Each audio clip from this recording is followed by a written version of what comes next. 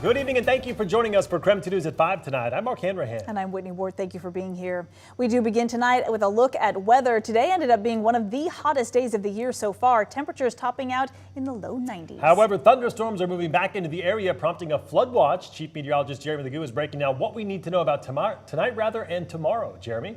Mark, Whitney, it's one of those ones where all of this kind of plays together. The heat today plays a big role in the rain tomorrow. Let's dive in.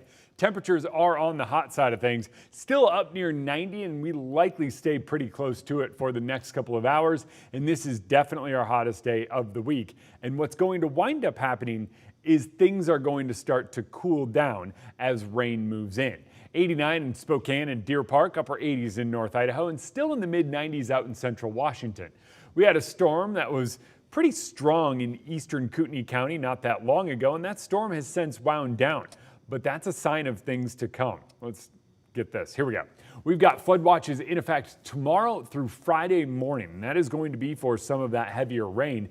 It is possible to get up to an inch of rain in some of these locations in a very short period of time. That rain moving through brings that risk of flooding, not only in low-lying and poor drainage areas, but also in some of the burn scar areas where we have the flash flood potential. It really doesn't start until tomorrow afternoon. It starts in North Idaho and eventually moves into eastern Washington. Most of it stays along the I-90 corridor before on Friday it grows more widespread and more consistent across much of the region. As that happens, temperatures fall. 85 tomorrow, 78 Friday, and 82 on Saturday with that chance of storms lingering. We'll keep an eye on it. Jeremy, thank you very much. We are learning more about Dawes Eddy, the Spokane climber who went missing on Mount Rainier late last month. The 80-year-old once held the record for being the oldest person to summit Mount Everest. KREM 2's Nathan Hyun is joining us now here in the newsroom to talk more about who Eddy was and his impact on the climbing community. Nathan? Mark, Whitney, earlier today I had the chance to talk with Eddy's neighbor who tells me that Eddy was one of the most kind and humble people he ever met. But for Spokane climbers, Eddy was a legend. Certainly anytime we lose a local legend like that, it's just, there's such a wealth of knowledge that comes from older, more experienced climbers that's just lost anytime someone passes away, whether from natural causes or in the mountains. So that's super devastating. Nathaniel Kerber is an avid hiker and mountain climber. He actually climbed Mount Rainier on Friday, the day park rangers started searching for Dawes Eddy. We saw this helicopter hovering for like probably a couple hours, just spinning around and at, I don't know, 9 a.m. in the morning, and we were like, dude, what is that about? So that would definitely make sense. 5 days later, park rangers found a man in a crevasse matching the description of Eddy. He was once the oldest man to summit Mount Everest. He was climbing Mount Rainier for the 50th time to celebrate his 80th birthday. Nathaniel says he's sad but not surprised of what happened. Experience does not make you safe, even if, especially as a soloist, that's just objectively way more dangerous. Nathaniel planned on taking the same route Eddy did, but after looking at safety reports, he decided to take another route. Yeah, buddy. It's part of what happens with mountaineering. There's certain gambles you have to make, but the experience, the thrill, the success, the accomplishment. John Macias is another local climber. He didn't know Eddy personally, but knows the impact Eddy leaves. It's a huge loss. Someone having so much experience, being such a legend in the community,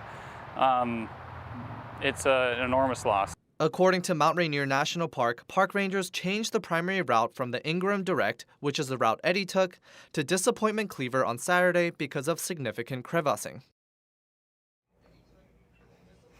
And to be clear, officials are only saying that a climber that matched Eddy's description was found dead in a crevasse on the Ingram Glacier at 11,500 feet.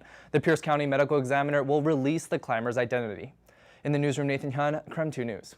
All right, Nathan, thank you very much. In the meantime, the Spokane County Air Support Unit helped to rescue a hiker who'd been missing for more than a week in Boundary County. This is video released of the rescue. The Boundary County Search and Rescue Team searched for nearly 2 days in the area of Smith Creek with no signs of the hiker. Fortunately, one of the team members noticed a plume of smoke coming from an area with very little to no access to roads or trails. Spokane County Sheriff's Office then was called in to help, and after the rescue, they found out the man had nothing to eat or drink in days, but only had minor cuts and blisters. Glad he's home safe. All right, happening now in less than an hour, the Spokane Public School Board is meeting to decide if they will join a lawsuit against several social media platforms. Back in January, Seattle Public Schools, the first district in the state to sue a group of social media companies. Now it's become a mass action lawsuit with other districts joining. If they vote yes, SPS will join the lawsuit. The districts are also suing for damages or the amount of extra resources schools have had to provide to students. Well, a legal move that would have given Liberty Lake City Council more oversight over the library is dead. The ordinance would have allowed council to approve or reject library policies, but not given them the freedom to ban books as many feared. KREM 2's Shannon Mowdy is breaking down now how the ordinance failed and what happens now. Shannon? You'll remember we told you late last month when the mayor vetoed this ordinance, leaving one last chance for council to push it through with a supermajority vote. And that didn't happen. My initial response was of surprise. When Mayor Chris Kaminskis issued what some say is the first veto in Liberty Lake history last month, some were shocked, others outraged. Seems to me that the only recourse we now have is to dismiss some of the library board members. I certainly thought the scalpel approach was better than that type of sledgehammer, but I guess here we are. The ordinance officially died Tuesday night after failing to get a supermajority vote. Councilmember Jed Spencer says the intent and the crux for many was giving council power to approve or reject library policies. It was really just to align with how we deal with other departments of the city. The mayor's veto cited confusing wording, but also concern council hadn't listened to the public in the 7 months it took to finalize the legislation. Unfortunately, I feel like with the veto, we've kind of thrown the baby out with the bathwater because there were a lot of changes that the board requested, that the public requested. There are options moving forward. I would hope to see a smaller group sit down and have level-headed discussions. In a brief phone call Wednesday, Mayor Kaminskis told me council could also go back to the drawing board to draft a new ordinance. The one she vetoed can't be brought up for consideration again.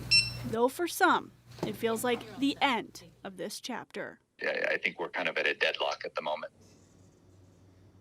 Councilmember Chris Cargill says until council has library board oversight, he will not vote to approve any budget requests from the library, and he won't vote to appoint anyone put forward by the mayor. Shannon Mowdy, KREM 2 News.